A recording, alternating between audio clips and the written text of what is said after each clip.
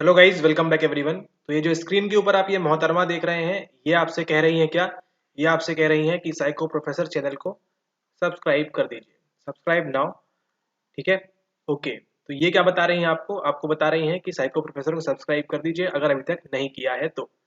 Okay, हम यहाँ पे क्यों उपलब्ध हैं? हम यहाँ पे उपलब्ध हैं इस वजह से क्योंकि हम स्टार्ट कर रहे हैं अपनी यूनिट नंबर 8, यानी कि सामाजिक मनोविज्ञान। ठीक है। ओके, तो ये जो क्लास है ये आपकी फर्स्ट क्लास है और ये ओरिएंटेशन क्लास है। आज की इस क्लास में हम समझेंगे सामाजिक मनोविज्ञान के अंदर हमको क्या क्या चीज़ें पढ़नी है, उसके इतिहास के बारे में और सारी चीज़ें कवर करेंगे हम, ताकि आपका एक मूल ढांचा स्ट्रक्चर तैयार होगा किसके लिए? आपके यूजीसी नेट के पेपर के लिए। ठीक है। यूजीसी नेट का जो पेपर होने वाला है उसमें से इस बार हम प्रयास करेंगे कि हमारे क्लास के बच्चे जीआरएफ निकालें। ठीक है, उनका परसेंटेज इस प्रकार से कुछ जाए कि वो जीआरएफ निकालें। कुछ लोग प्रयास करेंगे कि वो नेट की ये जो लेवल है इसको निकालें। ठीक है, प्रयास हमारे हाथ में है। ठीक है, और प्रयास का जब करेंगे तो क्या होगा, वहाँ पे हमको त्रुटि मिलेगी और त्रुटि को हमको क्या करना है, उसी त्रुटि का सुधार कार्य करना है, ताकि क्या हो, जितने बाद में हम जो प्रयास करें उसमें क्या हो, हमको एफिशिएंसी दिखाई दे। और जो हमारा मकसद, जो हमारा एम है जेआरएफ और नेट मनोविज्ञान से हिंदी माध्यम वाले, वो क्या करें, वो अचीव कर सके, सक्सीड कर सके। अगर आप लोग कोर्स वगैरह में ज्वाइन नहीं है और सेल्फ स्टडी कर रहे हैं तो आपको क्या करना है, इस चैनल पर उपलब्ध साइको प्रोफेसर, इस चैनल पर उपलब्ध आपको सारी वीडियोस देखना कंपलसरी है। ठीक है, सारी वीडियोस अगर आप देख लेंगे तो कहीं ना कहीं आपकी तैयारी भी थोड़ी बहुत अच्छी खासी आपकी तैयारी इससे हो जाएगी। ठीक है, खासी हिल्स है ना, आपकी तैयारी इससे हो जाएगी। और अगर आप ये वीडियोस नहीं देख रहे हैं तो कहीं ना कहीं आप चीज़ों को मिस कर रहे हैं, जो आपकी किताबों में नहीं है, यहाँ वहाँ नहीं है ना, उनको आप मिस कर सकते हैं। इसलिए आपको जितने भी वीडियोस अवेलेबल हैं फ्रीली यूट्यूब के ऊपर, वो सारी वीडियोस आपको देखना कंपलसरी है। ठीक है, चाहे इसको आप आज्ञा माने, चाहे आप इसको अनुपालन माने। ठीक है। ठीक है, या आप इसको अथॉरिटी माने। ठीक है, जो भी आपकी मर्जी है, जो भी इसको आपको मानना है माने, क्योंकि यही सब हम पढ़ने वाले हैं किसके अंदर, यही सब हम पढ़ने वाले हैं हमारी यूनिट नंबर 8 के अंदर। ठीक है। ओके, तो चलिए स्टार्ट करते हैं। सबसे पहले हम डाइव इन करते हैं सिलेबस के ऊपर कि देखते हैं सिलेबस के अंदर क्या बताया गया है, क्या क्या चीजें पढ़नी है हमको, खास तौर पे यूजीसी नेट जीआरएफ के लिए। राइट। ओके, तो ये है आपका सिलेबस, इकाई नंबर 8, सामाजिक मनोविज्ञान। ओके, सबसे पहले क्या बोल रहे हैं यहाँ पे, आपको बोल रहे हैं सामाजिक मनोविज्ञान की प्रकृति। ठीक है, इसका नेचर किस प्रकार से है, विषय क्षेत्र तथा इतिहास।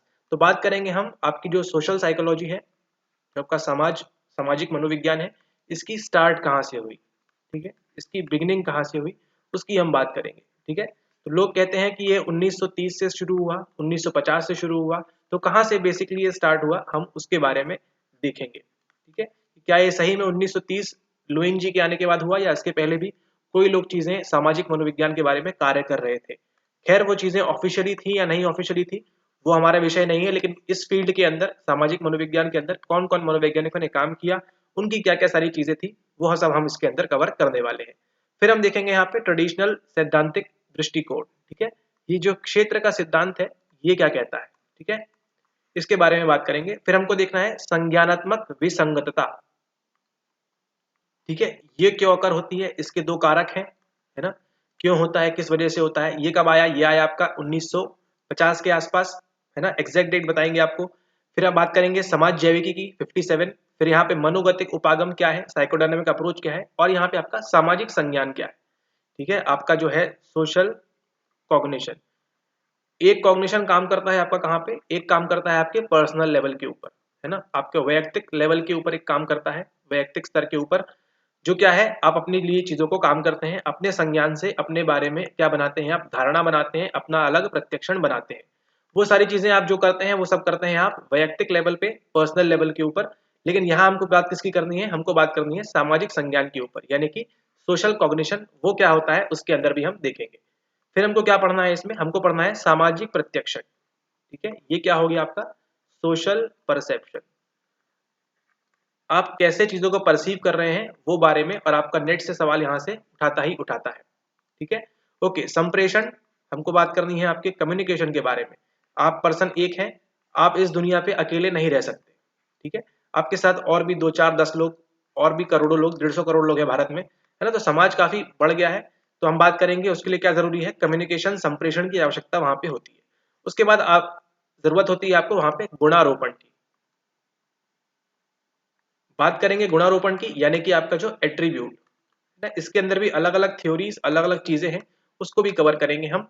और फिर यहाँ पे है आपकी अभिवृत्ति, है ना। आपका जो एटीट्यूड है, क्या आप जन्म से लेके इसको पैदा हुए हैं, या आपने इसको देख देख के सीखा है, या आपको अपने परिवार से लेके आए हैं, ये सारी चीजें बात करेंगे। साइकोलॉजिस्ट का कहना है कि आप ये जन्मजात भी लेके आते हैं। और सांस्कृतिक संदर्भ के अंतर्गत इसका परिवर्तन, है ना। संस्कृति, कल्चर किस प्रकार से डिपेंड करेगा आपके परसेप्शन, सॉरी आपके अभिवृत्ति के ऊपर, और आपका प्रासामाजिक व्यवहार, है ना, आपका जो प्रो सोशल बिहेवियर है। करने की जरूरत नहीं है, लेकिन फिर भी आप क्या कर रहे हैं, आप उस चीज को कर रहे हैं। ये बात यहाँ पे हो रही है प्रो सोशल बिहेवियर के बारे में। तो ये सारी चीजें पढ़ना है हमको, और देखते हैं हम आगे चलते हैं इसके अंदर हमको और क्या पढ़ना है। फिर यहाँ पे आता है आपका समूह तथा सामाजिक प्रभाव, ठीक है, समूह तथा सामाजिक प्रभाव। इसके अंदर क्या है, समूह, समूह क्या होता है, और सामाजिक प्रभाव, ठीक है। यहाँ ध्यान देने लायक एक बात और है कि आपका यहाँ पे इफेक्ट, इसका अर्थ भी क्या होता है, आपका प्रभाव होता है। और इन्फ्लुएंस, यहाँ जो हम पढ़ने वाले हैं सामाजिक मनोविज्ञान के अंदर, तो यहाँ पे प्रभाव का अर्थात क्या बोल रहा है आपका एनटीए, आपसे यूजीसी बोल रहा है कि इन्फ्लुएंस मतलब भी क्या होता है, यहाँ पे आपका प्रभाव होता है, ठीक है। तो हिंदी मीडियम वाले थोड़ा सा हाई अलर्ट में बैठे, क्योंकि पेपर में आपको 3 घंटे मिलेंगे, आप इतनी सारी मेहनत कर रहे हैं, तो थोड़ा सा अपने दिमाग से चीज़ों को थोड़ा सा वहाँ पे आप क्या लगाएं, कॉमन सेंस लगाएंगे वहाँ पे एग्जाम के अंदर। और थोड़ा सा अपना एक बार इंग्लिश में भी देख लेंगे कि क्या चीज़ें वहाँ पे हो रही हैं, ठीक है, ताकि कंफ्यूजन किसी प्रकार का ना रहे। चीज़ें अगर आपको आते हुए भी छूट जाए तो वो बहुत ही खराब और गलत बात है, ठीक है। ऑल राइट, हाँ नहीं आ रहा है वो छूट जाए वो बात अलग है, लेकिन आते हुए हम केवल इस भाषा के बदौलत हम चीज़ों को क्या कर दें, वहाँ पे गलत कर दें, तो वो सरासर बेईमानी है, ठीक है, खुद के साथ। ओके, फिर हम बात करेंगे समूह की। समूह क्या है, आप एक पर्सन है, आप एक और पर्सन है, एक और पर्सन है, एक और पर्सन है, आप सब लोग एक ही गांव से बिलोंग करते हैं, ये आपका समूह बन गया। हम हैं, हमारे साथ एक और है, हमारे साथ एक और है, हमारे साथ एक और है, ये एक समूह बन गया। तो हमने क्या देखा यहाँ पे, एक ग्रुप ये है, एक ग्रुप ये है। आप हमारे ग्रुप से क्या करेंगे, आप कटना चाहेंगे, ठीक है, हम आपके ग्रुप से क्या करना चाहेंगे, कटना चाहेंगे। ये मानवीय व्यवहार है, ठीक है। आप मान लीजिए आप हैं किसी जिला से, आप जम्मू कश्मीर से हैं और हम हैं कन्याकुमारी से, ठीक है। तो बेशक हम इनका साथ देंगे और आप इनका साथ देंगे, ठीक है, ये ह्यूमन नेचर है, इसमें किसी की कोई गलती नहीं है। ये सब क्या होता है, ये सब हम किसके अंदर पढ़ेंगे, हम ग्रुप इन्फ्लुएंस के अंदर हम बात करेंगे, ठीक है। समूह में किस प्रकार से प्रभाव और सामाजिक प्रभाव की हम बात करेंगे, यानी कि आपका सोशल इन्फ्लुएंस। ये सोशल इन्फ्लुएंस ठीक उसी प्रकार से जो आप आजकल देखते हैं यूट्यूब के ऊपर, ठीक है, कोई भी आके कहीं भी आके इन्फ्लुएंस कर जाता है, बस उनके पास क्या होने चाहिए, उनके पास बस पैसे होने चाहिए, ठीक है। आजकल की दुनिया में जिसके पास पैसा है, भारतीय परिप्रेक्ष्य में ज्यादातर बात करें तो, या कहीं की बात करें, जिसके पास पैसा है ना, वो किसी को भी क्या कर सकता है, प्रभावित कर सकता है। ओके, फिर हम बात करेंगे यहाँ पे सामाजिक सुकुलीकरण की, ठीक है। ये है आपका सोशल फैसिलिटेशन, और ये है आपका सोशल सामाजिक आवारगी, है ना, लोफिंग। क्यों लोग, कुछ लोग काम करते हैं, काम क्रिया करते हैं, और कुछ लोग नहीं करते हैं, है ना, क्या डिफरेंसेस हैं, क्यों ऐसा होता है। फिर हम बात करेंगे यहाँ पे सामाजिक प्रभाव के बारे में, ठीक है। फिर सोशल इन्फ्लुएंस के अंदर क्या पढ़ना है, हमको पढ़ना है समनुरूपता। उसी के साथ साथ मित्र समूह का दबाव, क्यों आप लोग, मित्र जो लोग होते हैं समूह के अंदर, किस प्रकार से वो पीयर प्रेशर का निर्माण करता है ना, उसके बारे में हम बात करेंगे। साथ ही साथ हम देखेंगे अनुनय क्या होता है, अनुपालन, आज्ञा पालन, ठीक है, मोस्ट आईएमपी। कुछ नहीं आ रहा इस यूनिट से, आप ये पढ़ जाइए, 2 नंबर आपके फिक्स है, ठीक है। ओके, लेकिन आप हमारे साथ पढ़ रहे हैं तो ये सारी चीजें आपको आएंगी। ओके, फिर आपको पढ़ना है सामाजिक अधिकार और प्रतिक्रिया। फिर है यहाँ पे आक्रामकता। फिर यहाँ पे आपकी समूह गतिकी, है ना। चलिए नीचे कमेंट करके बताइए कि साइको फिजिक्स क्या होता है, ठीक है। ओके, तो फिर हम पढ़ेंगे समूह गतिकी के बारे में, यानी कि आपके ग्रुप डायनेमिक्स, उसके बारे में हम बात करेंगे। फिर हमको बात करनी है यहाँ पे नेतृत्व की शैलियां तथा प्रभावशीलता, है ना, लीडरशिप की बात करेंगे हम, कि कौन एक अच्छा नेता, कौन एक अच्छा लीडर हो सकता है, ठीक है। नाजी भी था, हिटलर भी था, सॉरी नाजी नहीं, हिटलर भी था लीडर, ठीक है, जॉन एफ कैनेडी भी लीडर थे, बराक ओबामा भी लीडर थे। ठीक है, तो अलग अलग प्रकार के लीडर जो होते हैं उनकी अलग अलग शैलियां होती हैं, उसमें क्या अंतर होता है, क्या समानता होती है ना, और उसकी प्रभावशीलता की हम बात करेंगे। फिर हम बात करेंगे यहाँ पे अंतर समूह संबंध के सिद्धांत। अंतर समूह संबंध के सिद्धांत के अंदर जो इंपॉर्टेंट है वो आपको यहाँ दिए हुए हैं। कौन कौन से? सामाजिक विनिमय सिद्धांत, इसके बारे में पढ़ना है। समता का सिद्धांत, संतुलन सिद्धांत है ना, यहाँ पे इसके अंदर आपकी एक्सचेंज थ्योरी भी आएगी, सोशल एक्सचेंज थ्योरी, यथार्थवादी संघर्ष का सिद्धांत, सापेक्ष वंजन सिद्धांत और अल्पतम समूह प्रयोग सामाजिक पहचान सिद्धांत। 1 2 3 4 5 6, तो लगभग 6 से 7 थ्योरीज आपको पढ़नी है। किसके अंदर आपको पढ़नी है? सोशल साइकोलॉजी के अंदर। उसके बाद यहाँ पे आपका मोस्ट इजी स्वास्थ्य, आपकी हेल्थ, पर्यावरण तथा कानून, वैयक्तिक स्पेस, भीड़भाड़, क्राउडिंग इफेक्ट क्या होता है ना, और प्रादेशिकता। तो ये सब के बारे में पढ़ना है आपको। ऊपर जो जितनी भी चीजें अभी डिस्कस की हमने वो सब पढ़ना है आपको। किसके अंदर आपको पढ़ना है? सोशल साइकोलॉजी के अंदर। काफी बड़ा सिलेबस है इसका, सोशल साइकोलॉजी का काफी बड़े टॉपिक्स हैं। टॉपिक्स के अंदर और चीजें अंदर लिंक है। यही आपको ये जो सारी चीजें हैं ये आपको लिंक मार देगा किसके साथ? आपको यूनिट नंबर 10 के साथ। तो वो भी समझेंगे हम किस प्रकार से उस चीज को पढ़ना है। ओके, ठीक है, चलिए अब आगे बढ़ते हैं और हम स्टार्ट करेंगे हमारा जो सामाजिक मनोविज्ञान है ना, इसकी कहानी कहाँ से स्टार्ट होती है। तो आपका सामाजिक साइकोलॉजी यानी सोशल साइकोलॉजी की शुरुआत कहाँ से होती है? आपके 1924 में, 1930 में जो सारी चीजें होती हैं उसके पहले कहीं कोई और व्यक्ति जिनका नाम था क्या? Norman triplet. नॉर्मन ट्रिपलेट ने क्या बताया? इन्होंने बताया किसके बारे में? ये स्टडी कर रहे थे और इन्होंने बताया सामाजिक सुकुरीकरण के बारे में। सामाजिक सुकुरीकरण अर्थात सोशल फैसिलिटेशन। ठीक है, जैसे ही हमने स्टार्ट किया था, अभी सिलेबस में आपको दिखाया था, सिलेबस के अंतर्गत जैसे ही हमने group and social influence start किया है ना, समूह एवं सामाजिक प्रभाव, सामाजिक इन्फ्लुएंस स्टार्ट किया, उसके अंदर सबसे पहला जो कॉन्सेप्ट पढ़ा हमने किसके बारे में? हमने पढ़ा आपके सोशल फैसिलिटेशन के बारे में, यानी कि सामाजिक सुकुरीकरण। ठीक है, और उसके नेक्स्ट क्या लिखा था? नेक्स्ट आपके लिखा था वहां पे सोशल लोफिंग। ठीक है, ये क्या होता है? ये होती है आपकी सामाजिक आवारगी। ठीक है, ओके, तो कहानी की स्टार्ट होती है मिस्टर नॉर्मन ट्रिपलेट से। जब आपके पावलोव जी काम कर रहे थे किसके ऊपर? पावलोव जी आपके काम कर रहे थे व्यवहार के ऊपर ना, बिहेवियर के ऊपर, आपके डाइजेस्टिव सिस्टम के ऊपर। जब वो देख रहे थे श्वानों के अंदर क्या सारी चीजें हो रही है, वहीं पे ठीक उसी समय में आसपास 1858 में, 1898 में, 1858 में क्या, 98 में, सॉरी 1898 में क्या होता है? मिस्टर नॉर्मन ट्रिपलेट निकाल के लाते हैं कॉन्सेप्ट किसका? आपके सामाजिक सुकुरीकरण का। ठीक इसी के लगभग 100 साल के आसपास बात करें, 1973 में एक और स्टडी होती है जिसके अंतर्गत बताया जाता है कि आपका जो लाफ्टर है ना, आप जो हंसते हैं उसका भी क्या होता है? उसका भी सामाजिक सुकुरीकरण होता है। तो यहाँ पे मिस्टर नॉर्मन ट्रिपलेट ने क्या किया? ये स्टडी कर रहे थे किसके ऊपर? ये स्टडी कर रहे थे बच्चों के ऊपर। ठीक है, जैसे आपने देखा किसके अंदर आपका जो इंटेलिजेंस टेस्ट था वो भी पहले किसके ऊपर लाया गया? बच्चों के ऊपर लाया गया। बाद में वेशलर का आता है एडल्ट इंटेलिजेंस स्केल। ठीक है, बाद में लाया गया वयस्कों के लिए, क्योंकि वयस्कों का इंटेलिजेंस, बुद्धि मापने के लिए वहां पे कुछ भी नहीं था। ठीक है, ऑल राइट। ठीक इसी प्रकार से नॉर्मन ट्रिपलेट ने क्या बताया? ये स्टडी कर रहे थे किसके ऊपर? चिल्ड्रंस के ऊपर, बच्चों के ऊपर।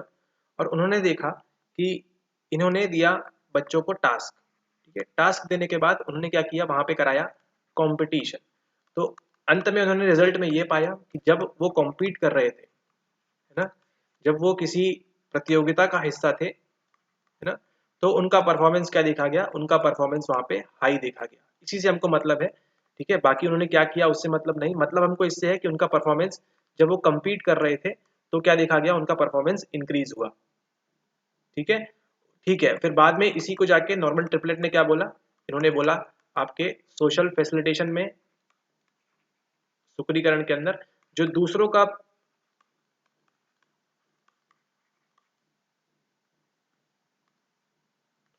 उपस्थित होना, ये भी क्या करता है? ये भी हमारा जो प्रदर्शन है, जो भी हमारा प्रदर्शन है, जो हमारा परफॉर्मेंस है, इसको क्या करता है? ये इंक्रीज करता है।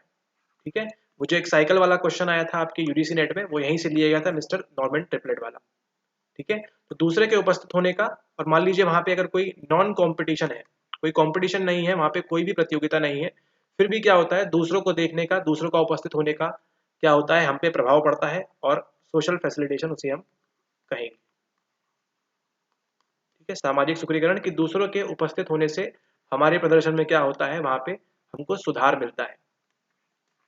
ठीक है, ओके, इसका एग्जांपल लीजिए, मान लीजिए कोई ग्राउंड है और यहाँ पे कभी अगर आप सुबह रनिंग करने गए हो, ठीक है, तो आप एक दिन अकेले दौड़िए ऐसे ग्राउंड में जाके जहाँ पे कोई नहीं है। ठीक है, वहां पे कुत्ता बिल्ली वहां पे कोई भी नहीं है, और अकेले दौड़िए वहां पे आप। ठीक है, आपकी जो अभिप्रेरणा है, जो आपका मोटिवेशन है, वो क्या हो जाएगा, वहां पे कम होने के ज्यादा चांसेस है। ठीक है, हाँ जी।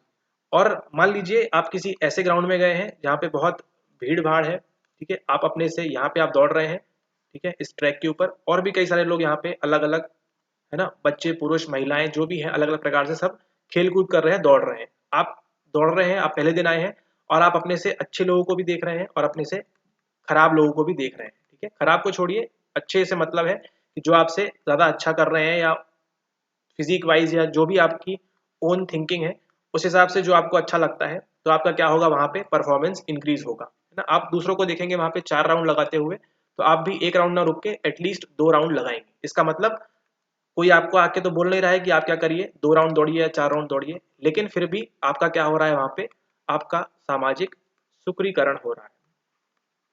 ठीक है, आपको वहां पे क्या मिल रहा है, आपको वहां पे सोशल फैसिलिटेशन मिल रहा है, अर्थात दूसरे का केवल उपस्थित होना से आप क्या कर रहे हैं, आपके प्रदर्शन में इंक्रीज मिल रहा है या सुधार मिल रहा है। ठीक है, ओके।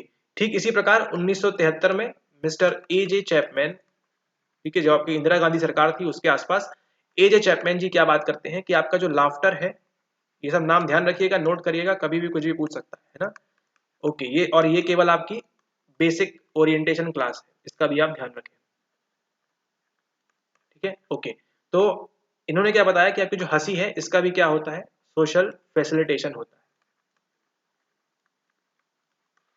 समझते हैं कैसे, मान लीजिए आप कोई देख रहे हैं मूवी, ठीक है, आप बैठ रहे हैं, इन्होंने तो जो एक्सपेरिमेंट किया था उसमें सब देखा था कि एक 7 साल के बच्चों को ग्रुप लिया था, है ना, उनमें 2 लोगों को क्या बोला था, साथ में लाफ्टर ऐसी कुछ चीज दिखाई थी कि आपको हंसी आए। ठीक है, तो जब 2 लोग थे तो क्या था, वहां पे लाफ्टर ज्यादा मिला, और जब किसी अकेले को बिठा के वो फनी चीज सुनाई गई, तो वहां पे क्या मिला, लाफ्टर कम मिला। बट ऑब्वियस है, इसको समझते हैं हम रियल एग्जाम्पल से, जो आप इसको रिलेट कर पाएंगे, और ये एग्जाम्पल जो है चैपमैन जी का, इसको हम बताएंगे आगे भी। ठीक है, ओके, तो मान लीजिए यहाँ कोई मूवी चल रही है और आप इसको बैठ के अकेले देख रहे हैं। ठीक है, मान लीजिए कोई कॉमेडी मूवी है, इसको बैठ के आप अकेले देख रहे हैं। ठीक है, तो इस मूवी में आपको जितनी हंसी आएगी, है ना, वो मान मान के चलते हैं 60% आपको हंसी आई। और मान लीजिए वही सेम मूवी या कोई दूसरी मूवी आप देख रहे हैं ग्रुप में, या 2-3 लोग आप साथ में बैठ के, या फैमिली के साथ, जैसा भी है आप लोग देख रहे हैं।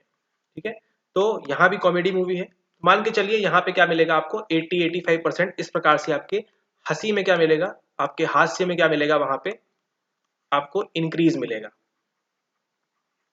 है ना। तो इसका मतलब क्या था, चैपमैन जी ने क्या कहा था, चैपमैन जी ने कहा था कि आपकी जो हंसी है, आपका जो हास्य है, आपका जो लाफ्टर है, इसका भी क्या होता है, सोशल फैसिलिटेशन होता है। ठीक उसी प्रकार से आपका जो प्रदर्शन है, जो परफॉर्मेंस है, उसका भी फैसिलिटेशन, उसका भी सुखरीकरण होता है ना। उसी प्रकार से आपका जो लाफ्टर है, जो आपका हास्य है, इसका भी सुखरीकरण होता है। ठीक है, ओके। आप भी कभी करके देखिए, आप भी अगर मान लीजिए यूट्यूब में कुछ कॉमेडी वीडियोस वगैरह देख रहे हैं और अकेले बैठ के देखते हैं, तो आपकी हंसी कम होती है, आप हल्का सा मुस्कुरा देते हैं और वो सारी चीजें आप करते हैं। लेकिन यही अगर आपके साथ में बेस्ट फ्रेंड और 2-3 लोग और साथ में फैमिली पूरी देख रही है, तो आपकी जो हंसी है, वो लाफ्टर है, वो बढ़ जाता है। ठीक है, ओके, तो इसका भी ध्यान रखें आप। और अगर हम बात करें हंसी का विपरीत, अगर हम जाएं दुख में, तो खैर ये चैपमैन जी ने नहीं बताया, लेकिन हम थोड़ा सा इस बारे में विचार कर सकते हैं कि जो दुख है, मान लीजिए आप किसी को रोते हुए देख रहे हैं, रोना, है ना, तो क्या आपको लगता है क्या इसका भी सोशल फैसिलिटेशन होगा, क्या इसका भी सुखरीकरण होगा। अगर आप एक को रोते हुए देख रहे हैं, दूसरे को भी रोना आएगा, तीसरे को भी, मतलब अर्थात वहां पे इंटेंसिटी से बात हो रही है ना, कितनी। आप अकेले में थोड़ा सा रोके चुप हो जाएंगे, लेकिन बहुत सारे लोग रो रहे हैं, तो क्या होगा, आप भी उनके साथ रोने की जो इंटेंसिटी है वो उसका भी सुक्रीकरण हो सकता है या नहीं हो सकता है, ये नीचे आप प्लीज कमेंट में बता सकते हैं। ठीक है, ओके। इसी प्रकार से थोड़े से अपने विचारों को और हम अलग अलग दिशा दिखा सकते हैं, डायमेंशन दे सकते हैं। ठीक है, ओके। तो अभी तक क्या पढ़ा हमने? अभी तक हमने पढ़ा मिस्टर नॉर्मन ट्रिपलेट के बारे में और हमने पढ़ा मिस्टर चैपमैन के बारे में। इन्होंने किसके बारे में बताया? सोशल फैसिलिटेशन के बारे में, यानी कि सामाजिक सुकृीकरण के बारे में। और भी लोगों ने बताया है इसके बारे में। ठीक है, तो उसको हम कवर करेंगे आगे के आने वाले लेक्चर्स में। ठीक है, ओके। चलिए अब अपने समय की घड़ी को बढ़ाते हैं आगे और हम चलते हैं साल 1924। 1924 में एक पुस्तक आती है जिसका नाम है सामाजिक मनोविज्ञान, यानी कि आपकी सोशल साइकोलॉजी। पुस्तक का नाम सोशल साइकोलॉजी, साल 1924। और इसको लिखने वाले कौन? इसको लिखने वाले आपके मिस्टर एल्पोर्ट। इनका पूरा नाम फ्लॉयड फ्लॉयड हेनरी एल्पोर्ट। यहाँ पे कंफ्यूजन आपको होगा, तो बिल्कुल भी कंफ्यूज नहीं होना है। ठीक है, ये किसके भाई हैं? चलिए आपको कहानी बता देते हैं और आगे ये किसके भाई हैं। ये उनके भाई हैं जिनके बारे में पढ़ते हैं आप, जब पढ़ते हैं आप व्यक्तित्व के बारे में। मिस्टर जी एल्पोर्ट, गॉर्डन एल्पोर्ट के भाई कौन है? Floyd Henry Allport. ठीक है, फ्लॉयड हेनरी एल्पोर्ट और गॉर्डन एल्पोर्ट। ठीक है, इन्होंने किसके बारे में बताया? इन्होंने बताया पर्सनैलिटी के बारे में और इन्होंने बताया किसके बारे में? सोशल साइकोलॉजी के बारे में। तो मिस्टर फ्लॉयड एच एल्पोर्ट को हम क्या कहते हैं? इनको हम कहते हैं father of experimental social psychology, ESP। Father of experimental social psychology किसको कहेंगे हम? FH एल्पोर्ट को। ठीक है, ओके। मिस्टर फ्लॉयड एल्पोर्ट क्या करते हैं? इनको पहले से मालूम था किसके बारे में? सोशल फैसिलिटेशन के बारे में। तो कहानी क्लियर है, इसलिए हमने आपको इसको पहले पढ़ाया सामाजिक सुकृीकरण के बारे में, क्योंकि 1898 में ही कोई व्यक्ति जिनका नाम था एन ट्रिपलेट वो इस पे काम कर गए थे। ठीक है, तो 1924 में उनका काम क्या हो गया? उनका काम आसान हो गया, है ना? आसान हो गया। इन्होंने क्या किया? एक्सपेरिमेंट करना स्टार्ट किया। ठीक है, अलग अलग एक्सपेरिमेंट किया। अपने एक्सपेरिमेंट उन्होंने अपने भाई के साथ भी किया, एक अलग ग्रुप में किया, कई सारे एक्सपेरिमेंट किए, तो उनको भी हम देखेंगे अगर जरूरत पड़ी तो। ठीक है, अभी काम का हमारे क्या है? 1924 में father of experimental social psychology कौन है? आपके मिस्टर फ्लॉयड हेनरी एल्पोर्ट। ठीक है, किसके भाई? आपके गॉर्डन एल्पोर्ट के भाई। उसके बाद कहानी पहुंचती है आपकी 1935 में, जहां पे कौन आते हैं? आते हैं आपके शेरिफ। ठीक है, तो यहाँ पे वो बात करेंगे अलग अलग नॉर्म्स की, अलग अलग मानकों की बात करेंगे। ठीक है, और आपके कन्फॉर्मिटी की बात करेंगे मिस्टर शेरिफ। उसी के बाद 4 साल बाद आपके वर्ल्ड वॉर के समय 1939 में आते हैं आपके लिए मिस्टर कर्ट लुइन, लेके किसके बारे में? आपके लिए लीडरशिप, उनकी स्टाइल्स वगैरह। तो अभी तक क्या क्या देख लिया हमने? सोशल साइकोलॉजी के बारे में हम पढ़ाई कर रहे हैं। ये बात कर रहे हैं हम कब की? अर्ली स्टेजेस की। तो 1924, 1935 और 1900 वर्ल्ड वॉर के समय की बात हो रही है। ठीक है, ओके। फिर हम बात करेंगे इसकी अगली स्टेज की, जब हम बात करेंगे इसकी युवावस्था की, जब ये आएगी आपकी कब? 1940 से 1960 के बीच। इसी समय में एक चीज लेके आते हैं 1957 में आपके लिए मिस्टर फेस्टिंजर जी। ठीक है, आपके लिए लेके आते हैं क्या? आपके लिए लेके आते हैं कॉग्निटिव डिसोनेंस, यानी कि आपकी संज्ञानात्मक विसंगतता। ठीक है, इसके बारे में बात करेंगे हम। इसके बारे में हमको पढ़ना है 1957 के आसपास। फिर इसके बाद बात करेंगे हम कुछ इसके अगले सालों की बात। 1970 के आसपास की अगर हम बात करेंगे, यहाँ पे तो हमारे पास क्या आता है? एक नई चीज सोशल साइकोलॉजी के अंदर हमको पढ़ना है एट्रीब्यूशन के बारे में, यानी कि गुणारोपण के बारे में। ठीक है, गुणारोपण के साथ साथ और भी चीजें इसके अंदर आती हैं। एनवायरनमेंट साइकोलॉजी, किस प्रकार से क्या प्रभाव पड़ता है क्राउड का, समय का, और वो सारी चीजें इसके अंदर आना स्टार्ट हो जाती हैं। ठीक है, और फिर इसी के बाद 1990 की बात करेंगे तो यहाँ आपका कल्चर आ जाता है ना? मल्टी कल्चरल चीजें आ जाती हैं कि समाज में किस प्रकार से कल्चर भी प्रभाव डालता है, क्या चीजें होती हैं। और करंट ट्रेंड्स के अंदर हम देखेंगे आपकी इवोल्यूशनरी साइकोलॉजी,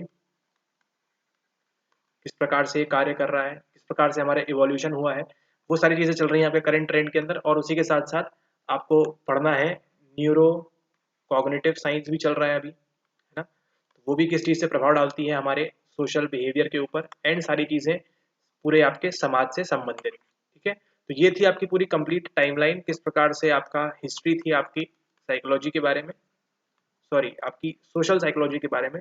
आपने पूरा देखा, स्टार्ट से कहानी देखी आपने, कहाँ से इसकी शुरुआत हुई, कौन कौन लोग इसमें आते गए, कौन कौन जुड़ते गए, एंड ये सारी चीज़ें। ठीक है, ओके, तो आज की ओरिएंटेशन क्लास में इतना ही। ठीक है, हमने पढ़ा कंप्लीट इतिहास के बारे में, किस प्रकार से इसकी शुरुआत हुई और क्या सारी चीज़ें हमको पढ़नी है सामाजिक मनोविज्ञान के अंतर्गत।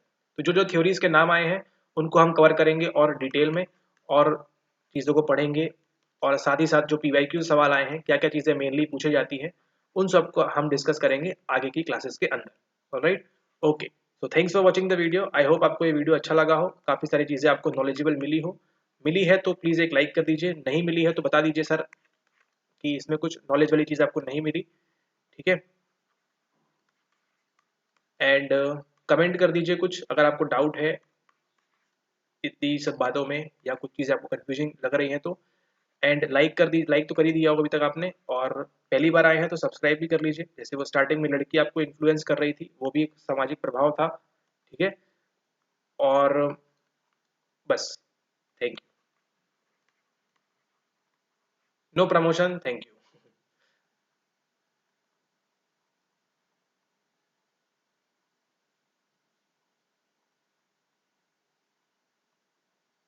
चलिए, अब इतना रुक गए हैं तो एक PYQ देखते जाइए। रुकिए, ओके, प्रश्न आपसे पूछ रहा है यहाँ पे, सामाजिक प्रभाव के सिद्धांत के अनुसार बहुसंख्यक, ये क्या है, ये आपके मेजॉरिटी में है, का अल्पसंख्यक, ये जो आपके माइनॉरिटी में है। ठीक है, मेजॉरिटी माइनॉरिटी क्या होती है, इसके बीच आपको अंतर बताना मुश्किल नहीं है अगर आप भारत के निवासी हैं तो। ठीक है, ओके, पर प्रभाव इनमें से 3 कारकों पर निर्भर करता है। ठीक है, ऐसे 3 कारकों की बात करनी है हमको, बहुसंख्यकों की शक्ति के ऊपर, अल्पसंख्यकों की इच्छा के ऊपर, तत्परता के ऊपर, और व्यक्तियों की संख्या। ठीक है, तो आपके पास ऑप्शन दिए हैं 4, लेकिन क्या पूछ रहा है आपसे, आपसे पूछ रहा है इनमें से 3 कारकों पर निर्भर करती है। तो केवल 3 कारक होंगे जो क्या करेंगे, निर्भर करेंगे, है ना, कि जो बहुसंख्यक हैं, जो आपके मेजोरिटी में है, जो ज्यादा लोग हैं, और जो आपके अल्पसंख्यक है, माइनॉरिटी में है ना, उन पर कौन से 3 कारकों पर निर्भर करेगा। किसकी बात करनी है हमको, सामाजिक प्रभाव के सिद्धांत के परिप्रेक्ष्य में बात करनी है, यानी कि आपकी सोशल इम्पैक्ट थ्योरी। ठीक है, तो ये कौन से फेज में आएगा, ये आएगा आपके 1960-70 के आसपास के उस वाले फेज के अंदर, कि जब हम बात करने लगे किसकी, समाज का प्रभाव के बारे में हम बात करने लगे। ठीक है, ऑप्शन क्या क्या है आपके पास, बहुसंख्यकों की शक्ति, अल्पसंख्यकों की इच्छा, तत्परता, या फिर व्यक्तियों की संख्या, ABCACD। खैर, लेकिन अगर आप पढ़ लेंगे इसके बारे में, सोशल इम्पैक्ट थ्योरी के बारे में, तो आपको इसका आंसर काफी इजीली एक नजर में आपसे बन जाएगा। ठीक है, तो थोड़ा सा इसके पहले ये प्रश्न थोड़ा सा आपको टफ लगा होगा, लेकिन अब धीरे धीरे क्या होंगी आपके लिए चीजें, सारी चीजें आसान होंगी। ठीक है, ओके, वैसे तो ये सवाल थोड़ा सा कॉमन सेंस से भी सॉल्व हो सकता है, अगर आप लोग को बनता है तो प्लीज इसका आंसर नीचे कमेंट करें प्लीज। ठीक है, थोड़ा सा कॉमन सेंस से भी ये सॉल्व हो सकता है, लेकिन हम बात करनी है किसके परिप्रेक्ष्य में, सामाजिक प्रभाव के सिद्धांत के परिप्रेक्ष्य में। तो ये आपके लिए मोस्ट IMP है कि आपको क्या बनना चाहिए, आपको बनना चाहिए सोशल इम्पैक्ट थ्योरी के बारे में। ठीक है, ओके, थैंक यू। इस सवाल को कवर करेंगे और इसी के साथ ऐसे अन्य सवालों को भी कवर करेंगे हम सोशल साइकोलॉजी के। जैसे जैसे हमारे लेक्चर्स कंप्लीट होते जाएंगे, इन सवालों को भी हम लगाते जाएंगे, और लेवल 1 एंड लेवल 2 की बात कौन करता है, नीचे इसको भी कमेंट कर दीजिए। ठीक है, ओके, 22 तारीख से सोशल साइकोलॉजी रेगुलर लेक्चर्स